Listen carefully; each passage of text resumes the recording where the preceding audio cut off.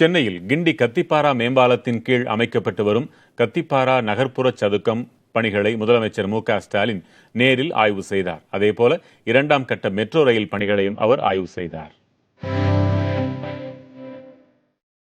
சென்னை கிண்டி கத்திப்பாரா மேம்பாலம் கீழ் சென்னை பெருநகர வளர்ச்சி குழும நிதி மற்றும் சென்னை மாநகராட்சி உதவியுடன் சென்னை மெட்ரோ ரயில் நிறுவன சார்பில் கத்திப்பாரா நகர்ப்புற சதுக்கம் அமைக்கப்பட்டு வருகிறது. 14 கோடி ரூபாய் செலவில் 5.9 லட்சம் சதுரடி பரப்பளவில் அமைக்கப்பட்டுள்ள கட்டுமான பணிகள் நிறைவு வரும் தருவாயில் உள்ள நிலையில் முதலமைச்சர் மு.க.ஸ்டாலின் ஆய்வு செய்தார்.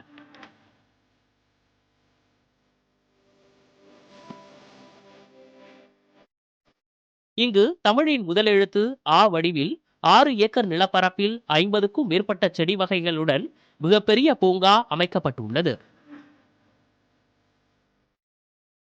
40-45 வகை 50 வகைக்கு மேலே இருக்குங்க.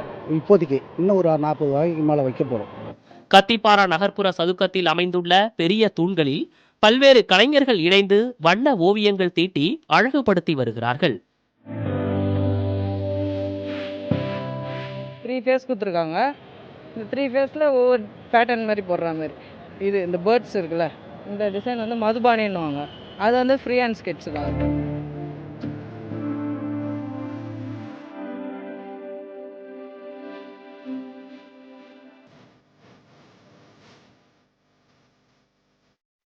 வாகன நிறுத்தும் வசதி, பேருந்து நிறுத்தம், திறந்தவெளி உணவருந்தும் இடம், 56 கடைகள், கழிவறைகள் உள்ளிட்ட வசதிகளுடன் 42,557 சதுரடி பரப்பளவில் கட்டுமான பணிகள் மேற்கொள்ளப்பட்டு வருகின்றன.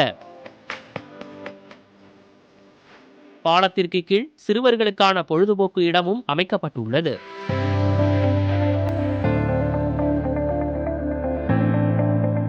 சென்னை நகருக்கு அழகு கூட்டும் இத்திட்டத்தை போலவே போக்குவரத்தை எளிதாக்கும் வகையிலான 2ஆம் கட்ட மெட்ரோ ரயில் திட்டப்பணிகளையும் முதலமைச்சர் மு.க.ஸ்டாலின் நேரில் ஆய்வு செய்தார். 2ஆம் கட்ட மெட்ரோ ரயில் திட்டத்தில் பூந்தமல்லி வழித்தடத்தில் தற்போது சாலைகளில் தடுப்புகள் அமைத்து துளைகள் போடும் பணிகள் நடந்து வருகின்றன. மேலும் 7.9 கிலோமீட்டர் தொலைவுக்கு உயர்மட்ட தூண்கள் அமைத்து மெட்ரோ பணிகள் நடந்து வருகின்றன. 2ஆம் கட்ட மெட்ரோ ரயில் பணிகளை 3 ஆண்டுகளில் முடிக்க திட்டமிடப்பட்டுள்ளது. புதிய தலைமுறைக்காக செய்தியாளர்கள் ரமேஷ் மற்றும் ராஜ்குமார்.